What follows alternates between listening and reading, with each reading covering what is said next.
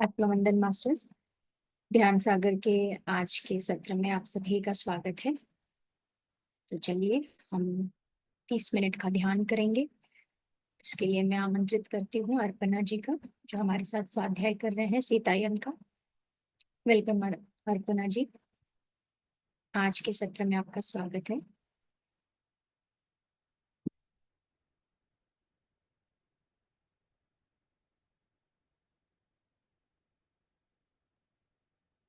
Unmute करें ना आप, अनम्यूट कर ले। चलिए मास्टर्स, ध्यान के लिए प्रस्थान करते हैं। अगर आपने चश्मा पहना है तो उसे उतार लें। एक कंफर्टेबल पोजीशन में बैठे, हाथ को क्रॉस करें, लेग को क्रॉस करें और अपनी आंख को धीरे से प्यार से बंद करें। चेहरे पर एक मुस्कान के भाव से और अपनी आती जाती सांसों के साथ एक हो जाएं। सांसों की माला बना लें।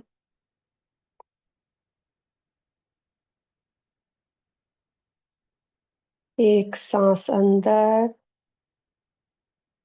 एक सांस बाहर।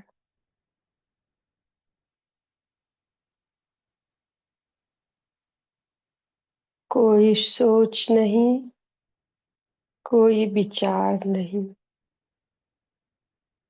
बस आप और आपकी सांसें। अपनी सारी जागरूकता को अपनी सांस पर ले आएं। सारे लोगों, परिस्थितियों, घटनाओं, विचारों को भूल जाएं।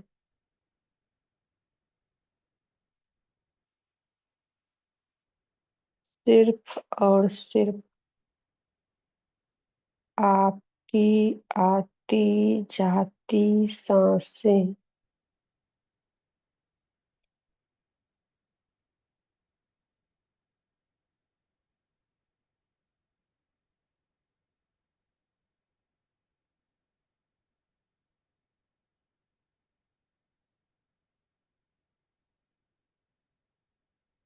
अपनी सारी आइडेंटिटी को ड्रॉप कर दे।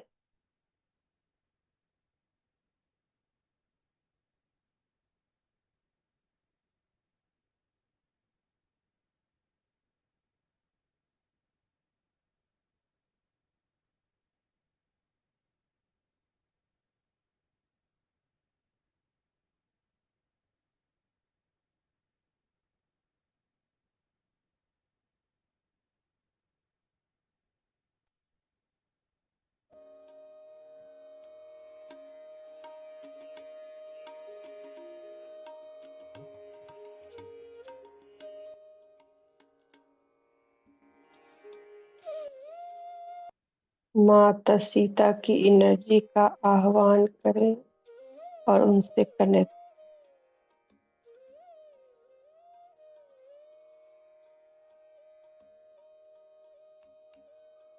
दिल में ढेर सारा ग्रेटिट्यूड और प्यार का भाव लिए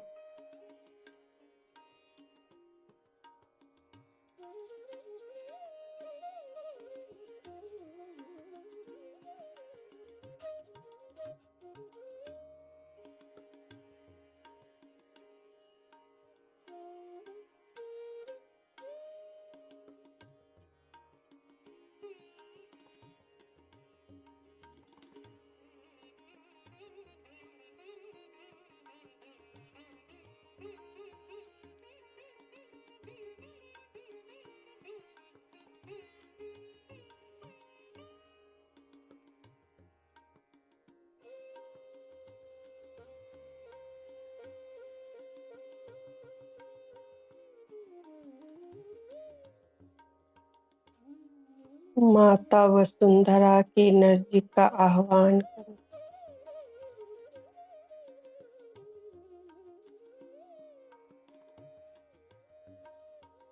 उनसे कनेक्ट।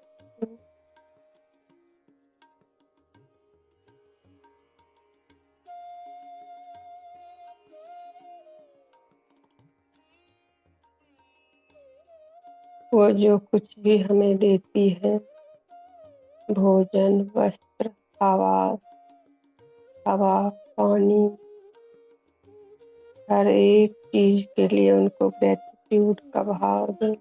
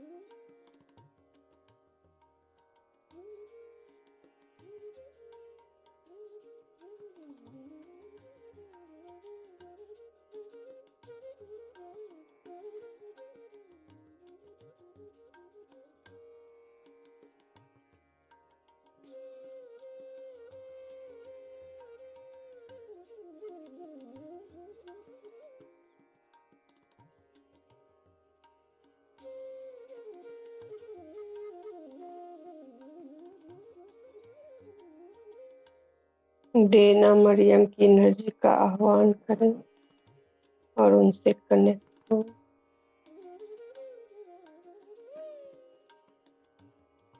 इस बुक को हमें समर्पित करने के लिए ढेर सारा ग्रेटिट्यूड।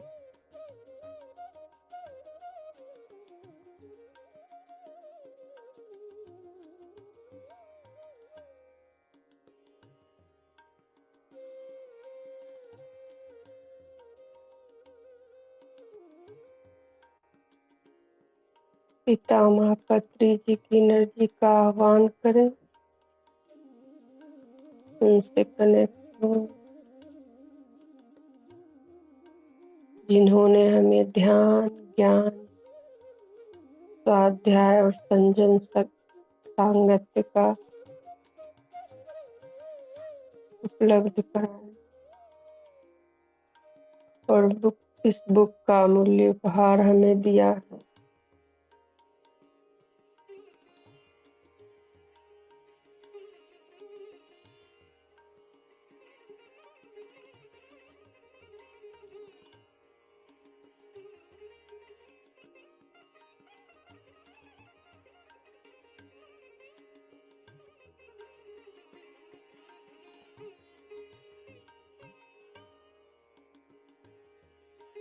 इस बुक की भावानुवादिका कविता गुप्ता जी की एनर्जी का आह्वान करें और उनसे कनेक्ट। सभी के लिए दिल में ढेर सारा प्यार और ग्रेटिट्यूड।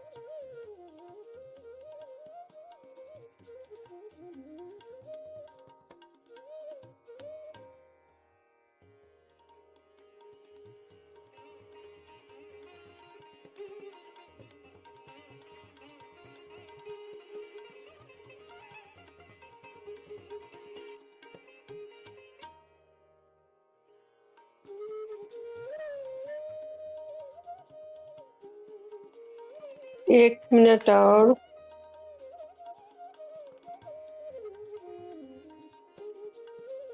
ध्यान से बाहर आने की तैयारी करें।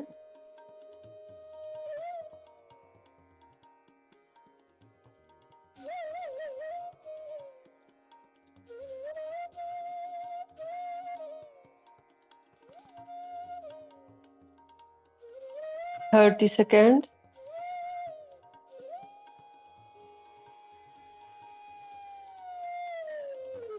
20,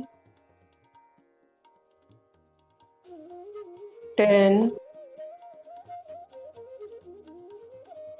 5। हथेली को खोलकर बंद आंखों पर रखें। 5, 4, 3, 2, 1, 0। हथेली को हटाते हुए धीरे से मुस्कुराते हुए आंखें खोलें।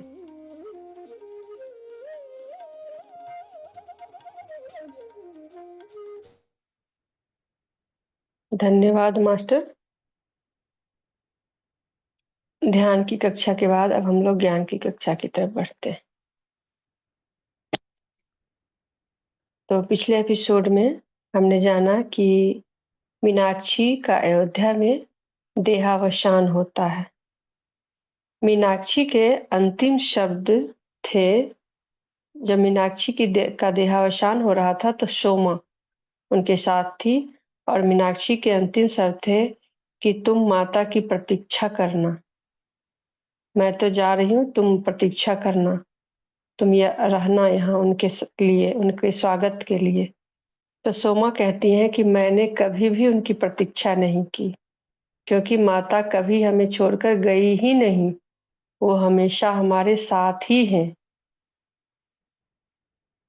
तो इसी पर ये उसके अंतिम शब्द थे और इसी के साथ उसकी मृत्यु हो जाती है।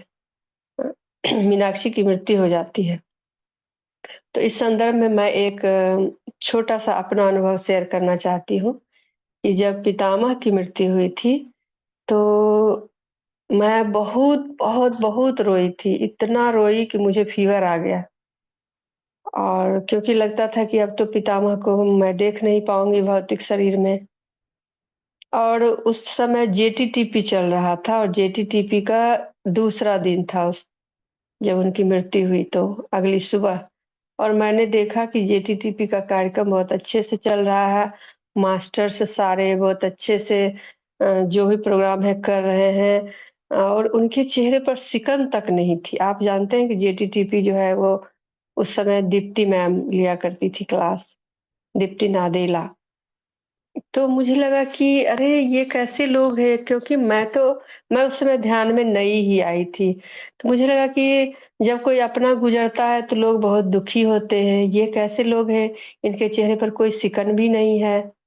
वो बाद में मुझे पता चला कि एक्चुअली उनके लिए फ़र्क नहीं पड़ता है कि पितामह यहाँ हैं या नहीं है। उनके भौतिक शरीर में होना उनके लिए ज़रूरी नहीं है। वो उनकी मौजूदगी को, उनके संदेश को, उनके नहीं होने के बावजूद भी बेहतर तरीके से प्राप्त कर सकते हैं। हालाँकि बाद में मुझे पितामह के मैसेज मुझे भी मिले ध्यान के ज़रिए और मुझे और किसी मास्टर्स के मैसेज कभी नहीं मिले कि पितामह मुझे 1-2 बार दिखे। ध्यान में कहूँ, सपने में कहूँ, एग्ज़ैक्टली याद नहीं है। क्योंकि ध्यान करके अक्सर मैं सो जाती हूँ, तो वो ध्यान होता है कि सपना होता है, सारा मिक्स अप हो जाता है। तो ये मेरा अनुभव है। तो ये जो चैप्टर खत्म होता है उनका देहावसान, एक बहुत सुंदर डेना मरियम जी ने लिखा है, मैं थोड़ा-सा उसको पढ़ना चाहूँगी।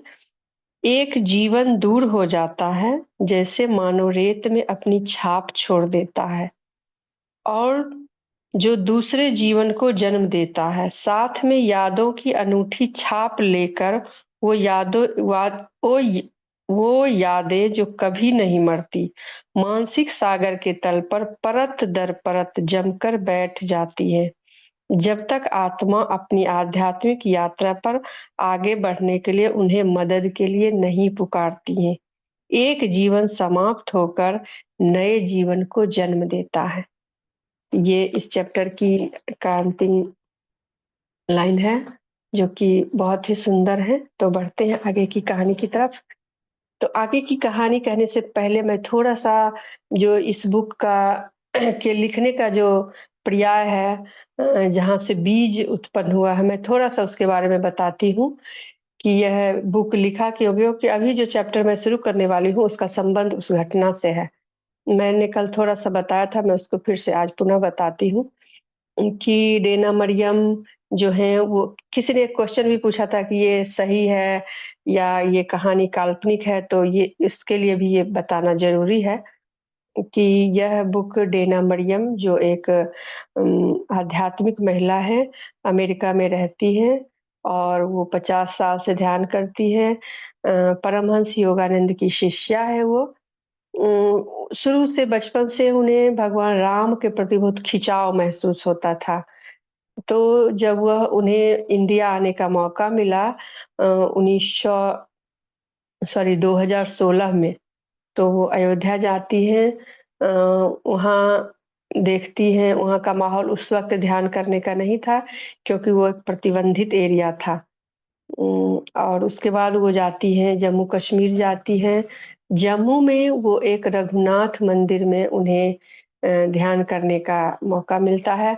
वो वैष्णो देवी भी जाती हैं, वहाँ भी ध्यान करने का मौका ध्यान करती हैं, लेकिन जैसा कि आप जानते हैं वैष्णो देवी में बहुत लोग जाते हैं, धक्का-मुक्की रहती है, वो ध्यान नहीं कर पाती हैं, लेकिन वहाँ की एनर्जी से कनेक्ट होती है और कहती हैं कि हाँ, वहाँ बहुत ज़्यादा वो पावरफुल, हालाँकि उतने लोग जाते हैं, फिर भी वहाँ की वाइब्रेशन काफ़ी हाई है। और उसके बाद फिर वो जाती हैं जम्मू के रघुनाथ मंदिर और वो कहती हैं कि कश्मीर जो है वो डोगरा राजवंश के द्वारा वह शहर बसाया गया था, जम्मू कश्मीर। और डोगरा राजवंश लव कुश के वंशावली से आते हैं। तो वहीं पर वह रघुनाथ मंदिर है, जहाँ वो जाती हैं ध्यान के लिए और वहाँ ज़्यादा भीड़ नहीं थी, इसलिए वह ध्यान कर पाती हैं वहाँ। और जैसे ही वह भगवान राम की जो मूर्ति होती है, उनकी तरफ झुकती है, उनको प्रणाम करने के लिए, उनको एक लगता है कि वो कुछ कोई दूसरी ही दुनिया में चली जाती हैं, एक दूसरे ही लोक में कहीं खो जाती हैं। जो बिल्कुल यहाँ से बिल्कुल अलग है और उन्हें दिखाई देता है कि वो अपने पिता, वो 5 साल की बच्ची है और अपने पिता के पैर को पकड़ी हुई है। पिता उनके खड़े हैं, चूँकि छोटी है तो उनके पैर को पकड़ी हुई है, थोड़ी-सी शर्माई, थोड़ी-सी सकुचाई हुई और सामने एक व्यक्ति खड़े हैं और वह तुरंत उनकी एनर्जी से पहचान लेती है। जैसा कि आप सभी ध्यानी जानते हैं कि आप एनर्जी से किसी भी उम एनटीटी को, एनलाइटेंड मास्टर्स को पहचानते हैं। तो वो पहचान लेती हैं कि ये भगवान श्री राम हैं। तो उनके पिताजी भगवान श्री राम से बात कर रहे हैं। अब भगवान श्री राम पूछते हैं कि कहते हैं कि यह कौन है? तो कहते हैं, मेरी बेटी है। तो कहते हैं कि ये बहुत भाग्यशाली है और वह बताते हैं कि यह पिछले जन्म में सीता के साथ मिथिला से आई हुई 4 सेविकाओं में से एक हैं। और उन्हें यह भी बताते हैं कि कहते हैं कि आप इनको लड़कियों के लिए जो गुरुकुल बनाया गया है, आप वहाँ शिक्षा के लिए इनको ज़रूर भेजना, क्योंकि सीता की यह इच्छा थी कि लड़कियों को एजुकेट किया जाए, उनको भी शिक्षा दी जाए। क्योंकि उससे पहले शिक्षा जो थी वो सिर्फ़ राजवंशों के लिए थी, अमीर घरानों के लिए थी और लड़कियों के लिए तो बिल्कुल भी उपलब्ध नहीं थी। मतलब कि हर घर के लिए, छोटे तबके के लिए बिल्कुल भी उपलब्ध नहीं थी।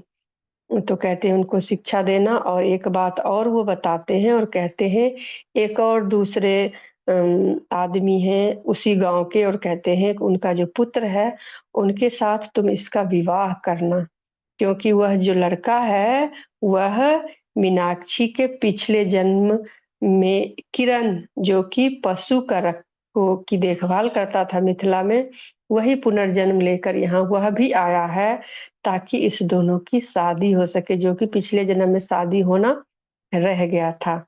और फिर वह माता फिर वह मीनाक्षी के, सॉरी, उनके सर पे हाथ फेरते हैं और कहते हैं कि मैं हर जन्म में किसी न किसी रूप में तुम्हारे साथ रहूँगा, कोई ना कोई देवदूत तुम्हारे साथ रहेंगे जो तुमको गाइड करेंगे, तुमको वैकुंठ धाम की तरफ अग्रसर करेंगे। यह मेरा आशीर्वाद है तुम्हारे साथ।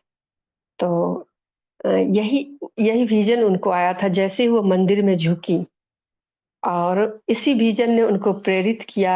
फिर जब वो बाद में ध्यान करती हैं, तो ये सारी स्टोरी निकल कर आती है। एक-एक चीज़ उनको याद आती है और देखती हैं। कुछ टाइम तक वो समझ नहीं पाती हैं कि ये क्या है, माता सीता उनको चैनलिंग कर रही हैं या फिर उनको अपना कोई पुनर्जन्म दिख रहा है।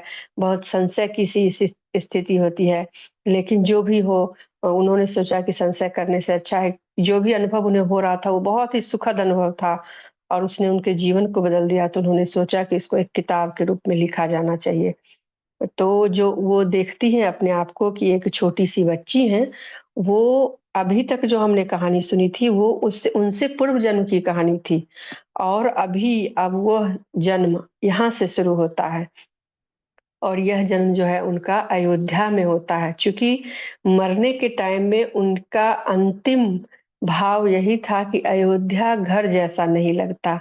इसलिए उनका जन्म अयोध्या में होता है और माता सीता ने उन्हें कहा था कि हर जन्म में कोई न कोई मास्टर उनके साथ रहेगा जो उनको गाइड करेगा। तो इसलिए भी उनका जन्म अयोध्या में फिर से होता है ताकि भगवान राम का सानिध्य उनको मिल सके, भले ही थोड़े वक़्त के लिए। और जब इनका नाम इस जन्म में इनका नाम अनुसुईया है। आप जानते हैं कि अनुसुईया जो है वो साध्वी हैं, महर्षि अत्रि की पत्नी हैं। तो उन्हीं के नाम से इनका नाम अनुसुईया रखा गया था। तो जब वो 8 साल की थी तब भगवान राम की मृत्यु हो जाती है और वो अपना राजकाज लव और कुश को सौंप कर परम धाम के लिए निकलते हैं। तो वो कहती हैं कि उनका जो जन्म हुआ, आप देखेंगे कि कैसे पिछले जन्म का प्रभाव किस तरह से इस जन्म में काम करता है। चूँकि उन्होंने पिछला जन्म पहले बताया है, ताकि आप इस बात को समझ सकें, उसको कोरिलेट कर सकें। और यही हम लोगों के साथ भी होता है, लेकिन चूँकि हम लोग नहीं जानते कि हमारे जीवन में जो कुछ भी है, हमारा जो स्वभाव है, वो ऐसा क्यों है, क्योंकि हमें पिछला जन्म तो याद नहीं है। लेकिन उन्हें पिछला जन्म याद है, तो वो एक-एक चीज़ बताती हैं कि कैसे क्या है उनकी इस लाइफ में। तो उनकी इस लाइफ में उनके पिताजी जो हैं वो भगवान राम के सेना में एक प्रतिष्ठित पद है उनका और वो काफ़ी प्रतिष्ठित लोग हैं, काफ़ी धनवान हैं उनके पिताजी। घर में नौकर-चाकर की कोई कमी नहीं है। तो अनुसुईया जो हैं, वो एक बहुत ही पिता अपने माता-पिता से प्यार करने वाली लड़की है। बहुत प्यार करती है माता-पिता की, बहुत सेवा करती है। क्योंकि पिछला जन्म जो उनका था अनुसुईया का मीनाक्षी के रूप में, तो उस जन्म में वो अपने पिता को समय से पहले उनके पिता की मृत्यु हो जाती है, जिसका दर्द उनको रहता है और अपनी माँ को तो उन्होंने कभी देखा ही नहीं, तो अपनी माँ को वो मिस करती हैं। तो इस जन्म में उनको एक माता-पिता मिले हैं, जो उनसे बहुत प्यार करते हैं और ये भी अपने माता-पिता से बहुत प्यार करती हैं। तो बहुत प्यार करती हैं और उनके पिताजी कहते हैं कि अनुसुईया एक आदर्श पत्नी बनेगी क्योंकि इसमें सेवा का भाव है। उनके पिताजी जब ऐसा कहते हैं तो अनुसुईया को दूसरा वो जो बोलते हैं उसका दूसरा पार्ट तो बहुत पसंद आता है क्योंकि इसमें सेवा का भाव है। लेकिन जब वो पहला पार्ट कहते हैं कि एक आदर्श पत्नी बनेगी, ये चीज़ अनुसुईया को बिल्कुल पसंद नहीं आती है। कि और जब भी शादी की बात होती है, अनुसुईया को पता नहीं क्या हो जाता है। तो उनके पिताजी को लगता है कि कोई बात नहीं अभी छोटी बच्ची है धीरे-धीरे समझने लगेगी बड़ी होगी तो। तो उनके पिताजी ज़्यादा इस बात पर ध्यान नहीं देते हैं। लेकिन जब अनुसुईया बड़ी होती है और उनके पिताजी शादी की बात रखते हैं, तो वो बिल्कुल विरोध करती है, कहती है वो कभी भी शादी नहीं करेगी। और रोने लगती है, तो उनके पिताजी माता-पिता बहुत परेशान होते हैं। वो कहते हैं कि ऐसा क्यों है? तुम क्यों इस तरह से शादी नहीं करना चाहती हो? शादी करना तो हर लड़की का सपना होता है। तो फिर क्या समस्या है? तो वो कहती है पता नहीं मुझे डर लगता है कि मैं शादी करूँगी तो या तो मेरी मृत्यु हो जाएगी या मेरे बच्चे की मृत्यु हो जाएगी, इसलिए मुझे शादी नहीं करना। तो उनके माता-पिता बहुत घबरा जाते हैं और वो समझते हैं कि शायद कुछ इसके ऊपर पिछले जन्म का कुछ है प्रभाव, जिसकी वज़ह से इसको ऐसा लगता है, तो इसे हमें किसी को दिखाना चाहिए, किसी से बात करनी चाहिए। तो ख़ैर उसका पार्ट को थोड़ा-सा बाद में और ले जाएँगे, अभी थोड़ा-सा एक और दूसरा पार्ट है कि कैसे पिछले जन्म का और प्रभाव हम उनके ऊपर देखते हैं। तो क्योंकि उनको गुरुकुल में भेजा जाता है पढ़ने के लिए, तो उनके पिता ये पहला जनरेशन था जिसको कन्या को गुरुकुल भेजा जाता था, गैर आवासीय गुरुकुल कन्या के लिए बनाया गया था, वहाँ उनको भेजा जाता पढ़ने। हालाँकि उनके पिता नहीं चाहते हैं कि उनको भेजा जाए। वो थोड़ा-सा उम, उनको लगता है पता नहीं लोग क्या कहेंगे, लेकिन चूँकि भगवान राम ने ही उनको कह दिया था कि इनको गुरुकुल में भेजिएगा, इसलिए वो भेजने के लिए तैयार होते हैं। तो जब वो गुरुकुल जाती हैं, तो वहाँ माता सीता और राम की कहानी बताई जाती है। और जब भी माता सीता की कहानी बताई जाती है और कहा जाता है कि रावण ने माता सीता का हरण किया, जैसे ही कोई बोलता है माता सीता का हरण किया, वो ज़ोर-ज़ोर से चिल्लाने लगती हैं और कहती है कि ऐसा नहीं हो सकता है, माता सीता का कोई हरण नहीं कर सकता है। गुरुकुल के सभी लोग परेशान हो जाते हैं कि वो ऐसा क्यों बोल रही है? वो बहुत समझाने की कोशिश करते हैं कि तुम ऐसा क्यों बोल रही हो बेटी? उनका हरण हुआ था। अच्छा फिर उनके पिता को बुलाया जाता है, पिता भी उनसे पूछते हैं कि तुम ऐसा क्यों बोल रही हो? तुमको ऐसा क्यों लगता है? अच्छा अगर उनका हरण नहीं हुआ था तो फिर युद्ध क्यों हुआ था? ये बताओ। वो कहती हैं कि मुझे नहीं पता युद्ध क्यों हुआ था, लेकिन मैं जानती हूँ कि उनका हरण कोई नहीं कर सकता था। और वो कहती है कि मेरा दिल कहता है कि वो अबला नारी नहीं थी कि कोई उनका हरण कर ले और वो कहती हैं कि वो अ, उनकी मर्ज़ी के खिलाफ उनको कोई भी नहीं उठाकर ले जा सकता है।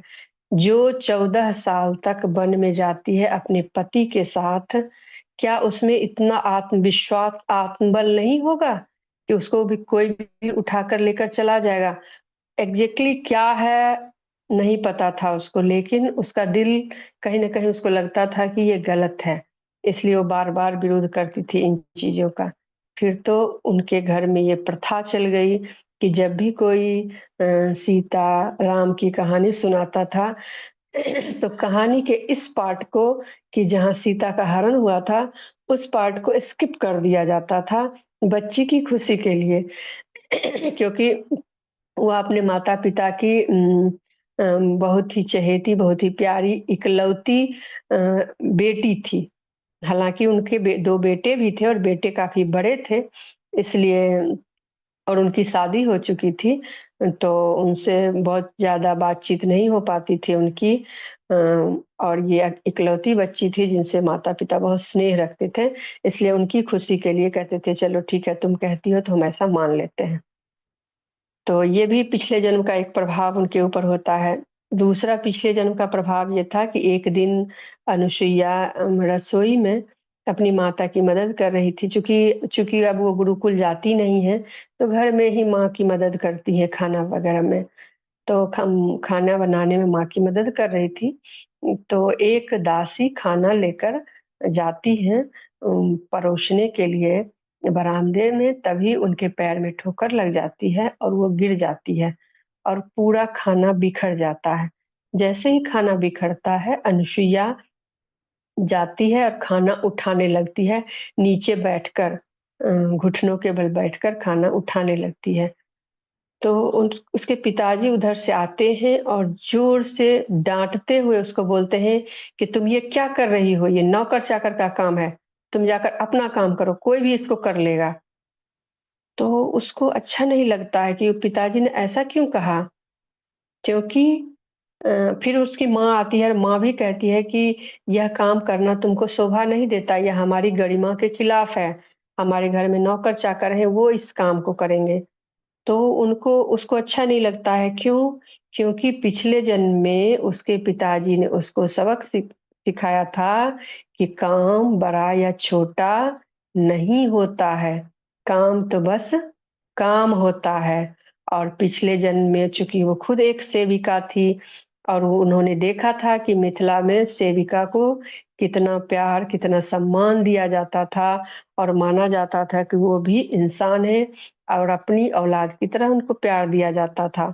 तो वो यहाँ जब देखती हैं कि उनके ही घर में उनके ही पिताजी उनकी बात को नकार रहे हैं, तो उसको अच्छा नहीं लगता है क्योंकि वो उसके पूर्व जन्म का प्रभाव था। एक अच्छी सीख जो बहुत मुश्किल से वह सीख कर आती है इस जन्म में और उसके पिता के द्वारा जब उसकी मनाही की जाती है, उसका इनकार किया जाता है, तो उसके दिल पे, दिमाग पे बहुत गहरा असर होता है इस बात का।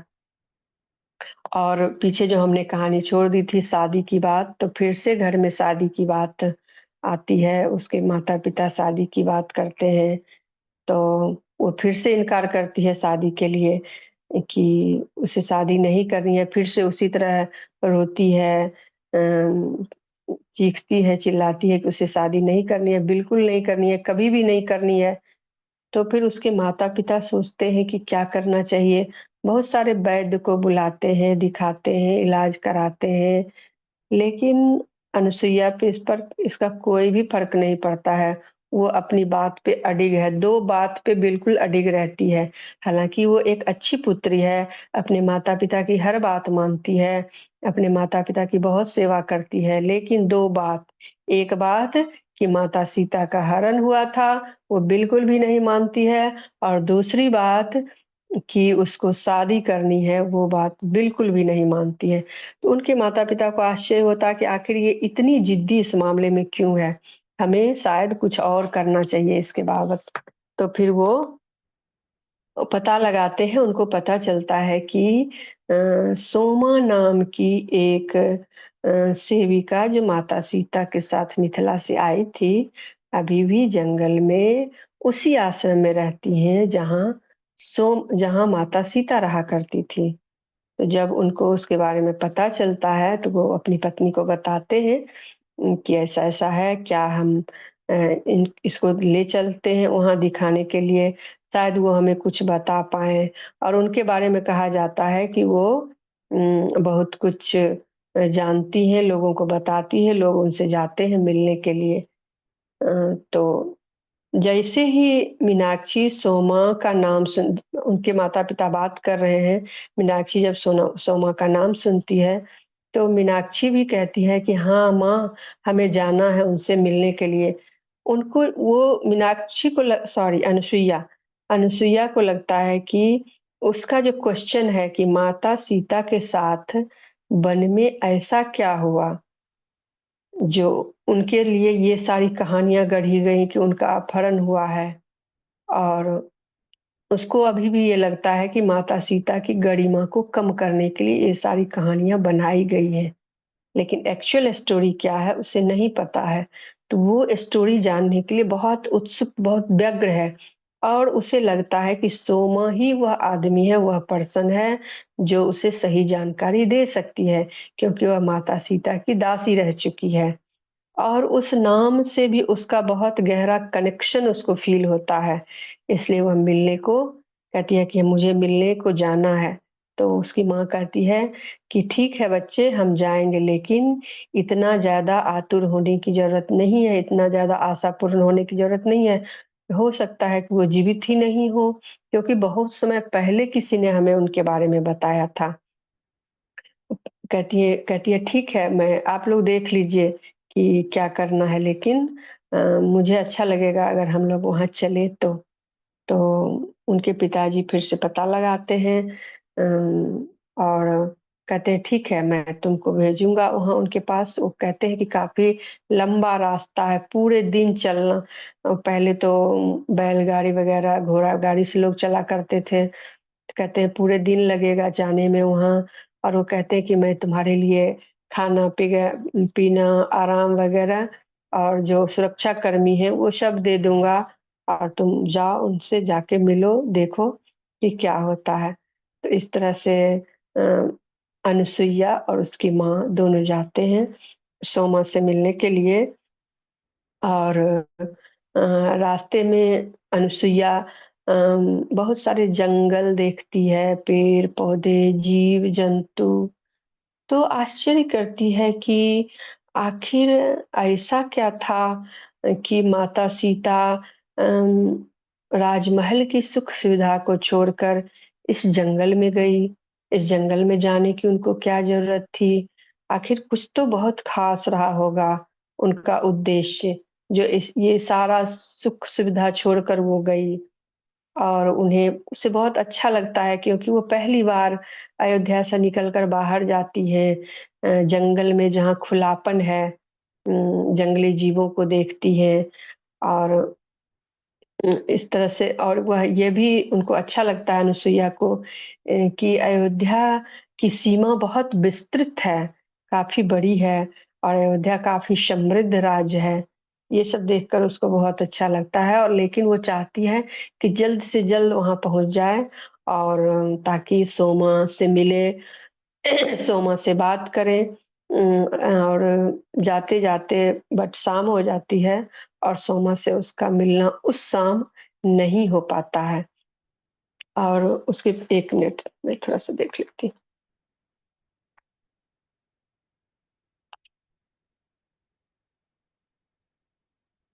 हुँ, दूसरा चैप्टर यहाँ से शुरू होता है, सोमा का मिलना, ये चैप्टर खत्म हुआ।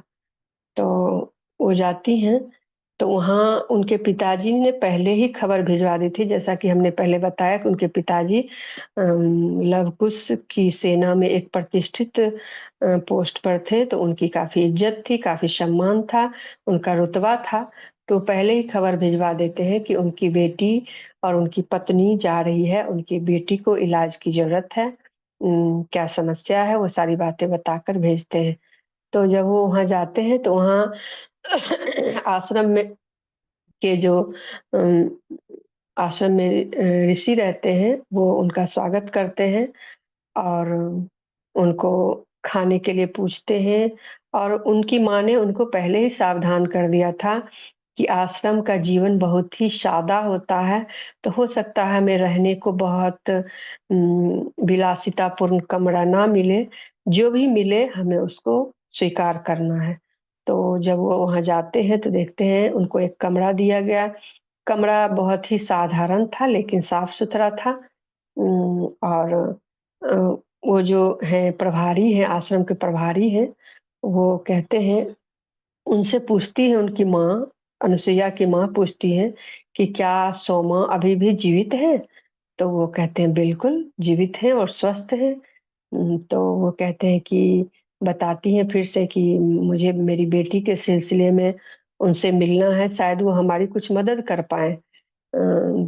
तो वो कहते हैं कि उम, मदद का मुझे नहीं पता कि आपकी बेटी की बीमारी जो भी है, जो भी समस्या है, वो ठीक हो पाएगी कि नहीं हो पाएगी, मैं इसके बारे में नहीं कह सकता हूँ। लेकिन एक बात तो है कि जब आप सोमा से मिलेंगे तो आपको बहुत अच्छा लगेगा, मैं इतना जानता हूँ। तो फिर पूछती हैं कि बहुत सारे लोग आते होंगे उनसे मिलने के लिए क्योंकि माता सीता की दासी हैं।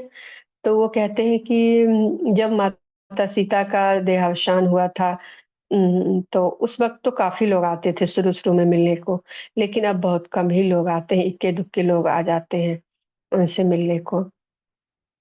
तो ये सारी बातें होती हैं, उनको भोजन दिया जाता है और वो आराम के लिए प्रस्थान करते हैं। अनुसुईया काफ़ी बेचैन है भोजन उसने कर लिया है और उसकी बेचैनी जो है वो कमरा या कम सुविधा की वज़ह से नहीं है। लेकिन एक अंदर बहुत ही बेचैनी मची हुई है। वह बहुत उसके अंदर बहुत सारी भावनाएँ उबाल ले रही हैं। उसकी आँखों से आँसू अविरल बहे जा रहे हैं। उसको समझ में नहीं आता कि ऐसा क्यों हो रहा है उसके साथ। लेकिन उसे यह इतना पता है कि यह आँसू जो हैं, ये चिंता के आँसू नहीं हैं, ये राहत के आँसू हैं। उसे वो रो भी रही है लेकिन उसे अच्छा लग रहा है। उसे लगता है कि शायद वो अपने मुकाम पर पहुँच गई है, जहाँ उसके जितने भी ज़िंदगी के जितने क्वेश्चन हैं, वो सब क्वेश्चन के आंसर उसे मिल जाएँगे। कोई है जिस एग्ज़ैक्टली कौन है, क्या है, उतना नहीं पता लेकिन उसको अच्छा लग रहा है कि जो इससे वो मिलने वाली है। और इसी में वो पूरी रात सो नहीं पाती है। बहुत बेचैनी से करवट बदलते हुए समय काट रही है कि कब सुबह हो, कब जाकर सोमा से मिलना हो पाएगा। उसकी माँ बहुत जल्दी सवेरे आती है और अनुसुईया पहले से ही तैयार बैठी, तो उनको आश्चर्य होता है कि अरे! इतना सवेरे तैयार हो गई? कहती है, माँ जल्दी चलिए, हमें उनसे मिलना है। लेकिन आश्रम के जो प्रभारी होते हैं, वो कहते हैं कि आप भोजन कर लें, भोजन करके ही प्रस्थान करें वहाँ के लिए सोमा से मिलने के लिए। तो माता कहती हैं, अनुसुईया की माता कहती हैं कि लेकिन भोजन हमें बताया गया कि हमें वहाँ भोजन मिलेगा। तो वो कहते हैं, हाँ ठीक है, वहाँ आपको मिलेगा भोजन, लेकिन आप यहाँ से भोजन करके ही प्रस्थान करें। तो इस तरह से दोनों हल्का-फुल्का भोजन करते हैं, नाश्ता करते हैं और सोमा से मिलने के लिए प्रभारी जो है उनको आगे ले जाते हैं रास्ता दिखाते हुए। वहाँ से थोड़ी दूरी पर थोड़ी-सी पगडंडी के बाद, थोड़े से जंगल के रास्ते चलने के बाद सोमा का आश्रम है और वह आश्रम बहुत ही साधारण-सा है। वह वही आश्रम है जिसमें माता सीता रहा करती थी। तो आश्रम का दरवाज़ा बंद है, तो अ, माता अनुसुईया कहती है अपनी माँ से कि माँ क्या मैं अकेले उनसे मिलने जाऊँ? तो माँ कहती है बिल्कुल तुम जा सकती हो। तो माँ बाहर रुक जाती है, अनुसुईया अंदर जाती है, दरवाज़ा खोलती है। अभी जस्ट सुबह हुई है, सुबह की पहली किरण जैसे ही दरवाज़ा खोलती है, दरवाज़ा पूरा सुनहरी सूर्य की सुनहरी रोशनी से नहा जाता है और सोमा ध्यान की मुद्रा में आँखें बंद की हुई थी। जब अनुसुईया उसको देखती है सोमा को, तो उसको दिखाई देता है एक सुंदर नवयुवती गेरुए वस्त्र में अपने बाल को चेहरे पर बिखेरे हुए गोल-सा चेहरा है। लेकिन यह उसको जो यह दिखाई देता है, यह दृश्य क्षण भर के लिए उसके सामने आता है और फिर वह गायब हो जाता है वह दृश्य। और फिर वह देखती है कि एक बूढ़ी औरत जिसने गेरुआ वस्त्र पहन रखा है, उसके बाल सफ़ेद हो चुके हैं और वह ध्यान की मुद्रा में है। तो हम कह सकते हैं कि शायद पिछले जन्म की एक झलक उसे सोमा के पिछले जन्म की एक झलक एक क्षण में दिखाई दी और वह जाती है और सोमा अपनी आँखें बंद किए हुए है, लेकिन चूँकि कमरे में प्रकाश फैल चुका है, तो सोमा धीरे-धीरे अपनी आँखें खोलती है, आधा खोलती है और पहचानने की कोशिश करती है कि कमरे में कौन आया है और फिर वह थोड़ा-सा और आँख खोलती है और कहती है, "कौन हो तुम बच्ची मेरे नज़दीक आओ।" तो अनुसुईया को लगता है कि शायद सोमा को उम्र अधिक होने की वजह से दिखाई कम देता है, इसलिए वह बिल्कुल उसके पास जाती है। जब वह उसके पास जाती है तो सोमा कहती है, "यह तुम हो?" मतलब वो पहचान जाती है, सोमा पहचान जाती है अनुसुईया को कि ये पिछले जन्म की मीनाक्षी है और कहती है कि तुम बहुत प्यारी हो, बहुत सुंदर हो। उसके चेहरे पे गा गाल पे हाथ फेरती है, फिर उसके सिर पे हाथ फेरती है और उसके बालों पर हाथ फेरती है और कहती हैं, तुम्हारे बाल बहुत सुंदर और बहुत घने हैं। तो अनुसुईया कहती है धन्यवाद, हालाँकि इससे पहले उसने कभी भी अपनी सुंदरता को उतने गौर से नहीं देखा था, लेकिन वो जब वो कहती हैं, तो उसे भी खुशी होती है, अच्छा लगता है। तब उसके बाद यही बस इंटरेक्शन हो ही रहा था, एक-दूसरे को पहचान ही रहे थे कि तभी उसकी माँ पीछे से आ जाती है, अनुसुईया की माँ पीछे से आती है और वो कहती है कि उम अपना परिचय देती है और कहती है कि अनुसुईया आपसे मिलने के लिए बहुत व्यग्र थी, बहुत बेचैन थी। तो सोमा कहती है कि इसकी क्या समस्या है आप हमें बताएँ। तो बताती है कि कैसे वो शादी नहीं करना चाहती हैं और पूछती हैं कि क्या इसकी वजह हो सकती है, क्या कोई पिछले जन्म की कोई बात है?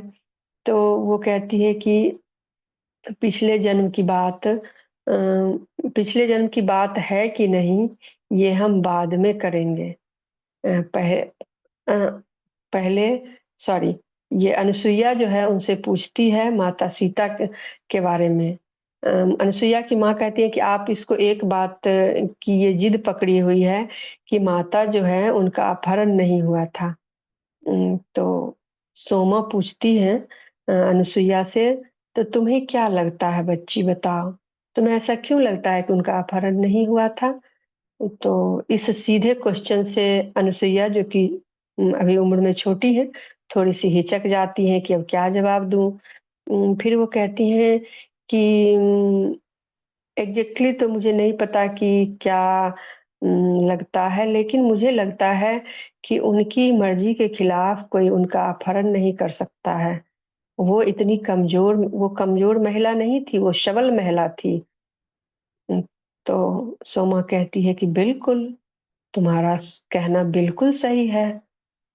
तो उसको अच्छा लगता है, वो चाहती है कि वो सारी बात को जाने। वो कहती हैं कि आखिर वन में माता के साथ ऐसा क्या हुआ था? आप हमें वो कहानी बताएँ प्लीज़। तो उससे एक और क्वेश्चन पूछती है अनुसुईया कि क्या मिथिला से यहाँ आना मुश्किल नहीं था आपके लिए? क्योंकि वह जान चुकी है कि सीता की दासी थी, तो वो कहती है, "क्या मिथिला से यहाँ आना आपके लिए मुश्किल नहीं था क्या?" तो वो कहती हैं क्या कि सोमा कहती है कि बहुत मुश्किल था मिथिला से यहाँ आना। राजा जनक जैसे पिता तुल्य राजा को छोड़कर आना कितना मुश्किल रहा होगा। और वो सोमा कहती है कि हमें गर्व है कि हम ऐसे राजा के अंदर थे, जो राज्य के हर एक नागरिक से पर्सनली कनेक्टेड थे। और वैसे राजा को छोड़कर आना बहुत मुश्किल था, लेकिन हमने मिथिला को कभी छोड़ा ही नहीं। मिथिला ने जो संस्कार हमें दिए, जो शिक्षा हमें दी, उसे हमने आजीवन अपने साथ रखा और उसको बाँटा लोगों में। लोगों को उसके बारे में बताया, उस शिक्षा को बाँटा। हमने उसे कभी भी भूला नहीं। तो फिर वो थोड़ी-सी कहानी बताती हैं उसकी विदाई के बारे में कि कैसे क्या हुआ था और कहती हैं कि जब हम लोग आने लगे थे, तो राजा जनक ने हमें कहा था चारों सेविकाओं को अपनी गोद में भरकर, बाहों में भरकर कि तुम सब हमारी सेविकाएँ हो। एक्चुअली कहानी अब थोड़ी-सी बची है लेकिन मुझे लगता है टाइम काफ़ी है। तो क्या किया जाए?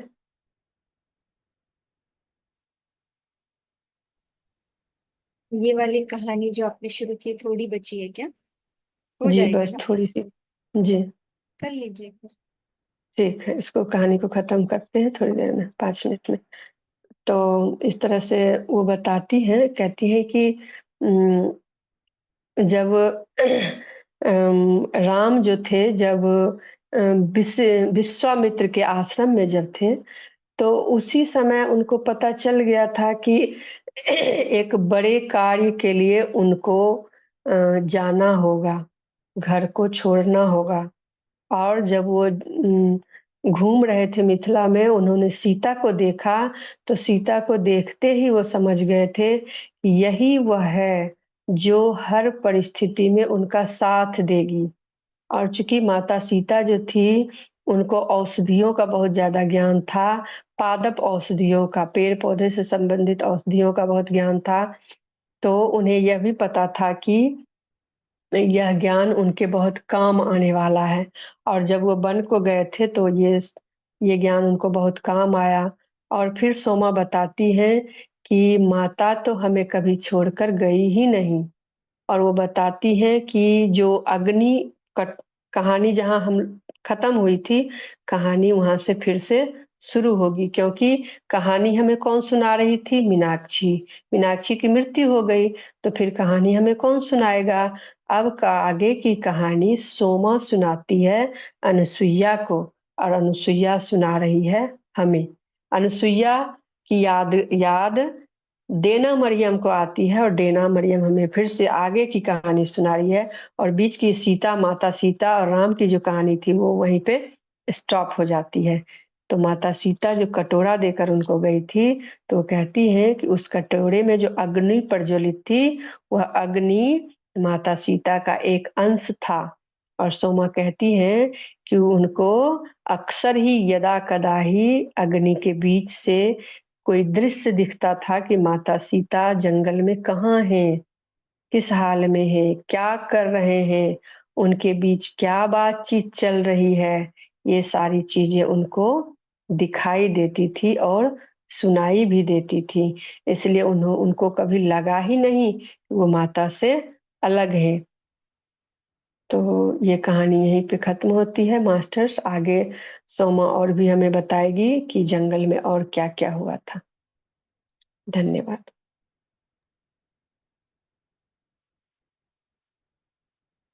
धन्यवाद, थैंक यू अर्पणा जी, बहुत थैंक सुंदर। You, thank you. बहुत सुंदर आपने ये कहानी पढ़ ली है, तो मतलब और जिस तरह से आपके एकदम बोलते ना कि बैठ गई है कहानी, तो आपको किताब देखने की भी जरूरत नहीं है।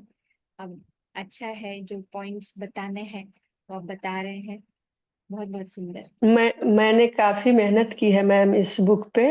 मैंने इस बुक का सारी बुक का पढ़ के उसके पॉइंट्स बनाए हुए हैं कॉपी में अलग से, सारी बुक का चैप्टर वाइज़। और फिर चैप्टर वाइज़ पॉइंट्स जो है इम्पोर्टेंट पॉइंट, उसको जिसको कहना ज़रूरी है, वो मिस नहीं होना चाहिए, वो सारे तो हैं ही।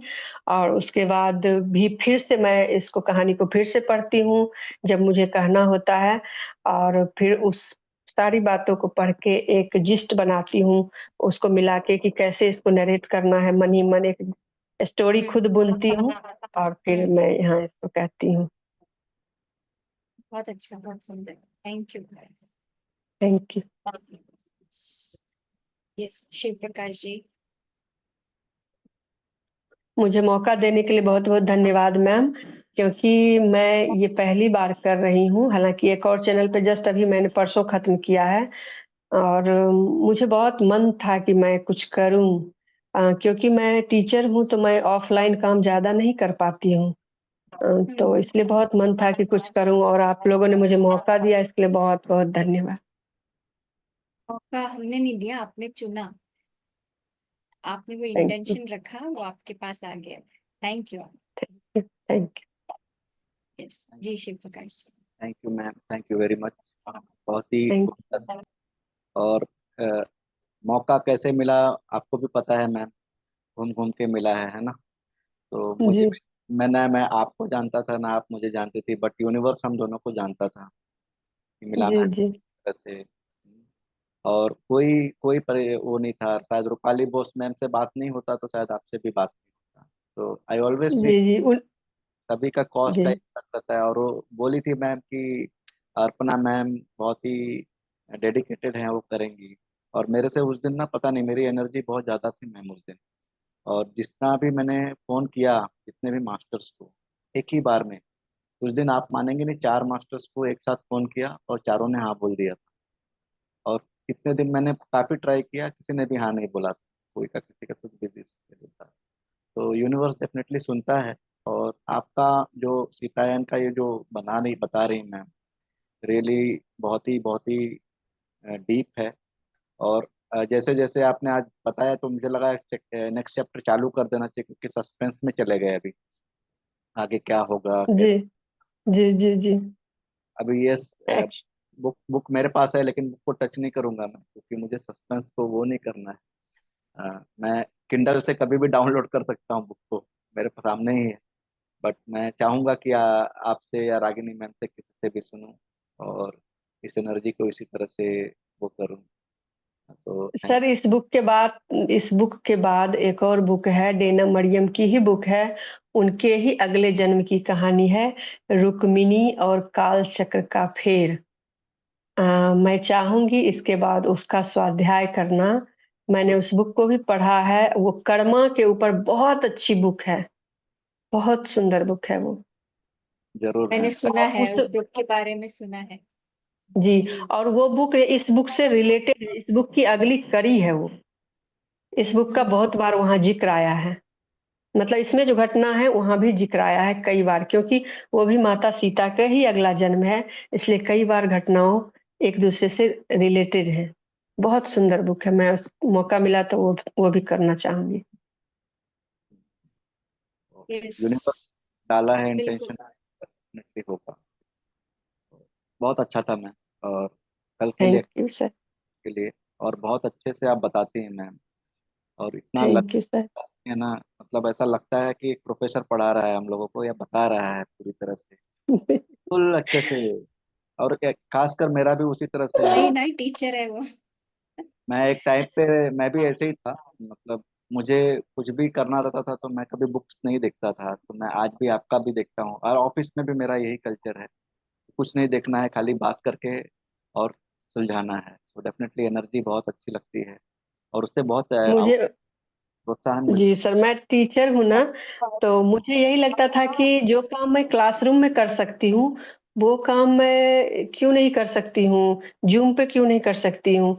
और मैं आपको बताऊँ कि मेरा जो पर्पस है ना, वो मेरी तैयारी जो है ना स्टेज पे बात करने की है। मुझे बहुत अच्छा लगता है जब लोग स्टेज पे बात करते हैं, लेकिन मैं नहीं कर पाती हूँ। पता नहीं वहाँ जाते ही माइक लेते ही भूल जाती हूँ कि क्या आगे बोलना है। तो मैं यहाँ से शुरुआत करती हूँ, किया किया है मैंने, ताकि वो मेरा जो डर है ना धीरे-धीरे खत्म हो। मेरा यही है कि मैं जब बच्चों के सामने कर सकती हूँ, तो आगे भी कर सकती हूँ, बस मुझे डरना नहीं है, अपने डर को जीतना है। तो इसके लिए मैं काम कर रही हूँ, और मैं पिछले दिनों मेरा ट्रेनिंग था, जैसा कि आप जब सभी जानते हैं, तो वहाँ मैं गई हुई थी, तो वहाँ जो कोई भी क्वेश्चन पूछा जाता था, तो मैं माइक लेके ज़रूर आंसर करती थी। तो सभी टीचर को आश्चर्य होता था, और बाद में वो लोग मुझसे पूछते थे कि अरे! आप तो बहुत अच्छा कर रही हैं, आप ऐसे कैसे बोलती हैं? मतलब अच्छा है, ये सीखने लायक है। मैं कहती थी कि वो कहती थी कि आप बहुत अच्छी टीचर हैं। मैं बोलती थी आप भी अच्छी हैं, आप भी कर सकती हैं। आपको जिस चीज़ से डर लगता है वो काम तो ज़रूर ही करना चाहिए, तभी आप उस डर को जीत पाते हो। तो मुझे अच्छा लगता है करना, और आई होप कभी मैं ऐसा कर पाऊँ, मैं बात कर पाऊँ, जितना जितना मैं सोच पाती हूँ उसको स्टेज पे कर पाऊँ। नहीं, करोगे ही जरूर। Thank you. चलिए मैम, आपसे अच्छा मिला। मुझे लिफ्ट के अंदर जाने से डर लगता है, तो मैं अब और जाऊंगा लिफ्ट के अंदर, बिल्कुल, बिल्कुल। कि पता नहीं, मुझे जैसे अंदर जाता हूँ मुझे लगता है कि मैं बंद कमरे में बंद हो गया हूँ। आई रियली डाउट, कि मुझे ऑफिस में भी बहुत बार लिफ्ट से नहीं, मैं सीढ़ियों से जाता हूँ, अकेले तो कभी भी नहीं जाता हूँ, बट आज आपसे नहीं, बिल्कुल, आप बिल्कुल जाइए, तभी वो डर खत्म होगा, नहीं तो हमेशा बना रहेगा वो डर। जी मैम, थैंक यू। जी, थैंक यू। थैंक यू सभी मास्टर्स को।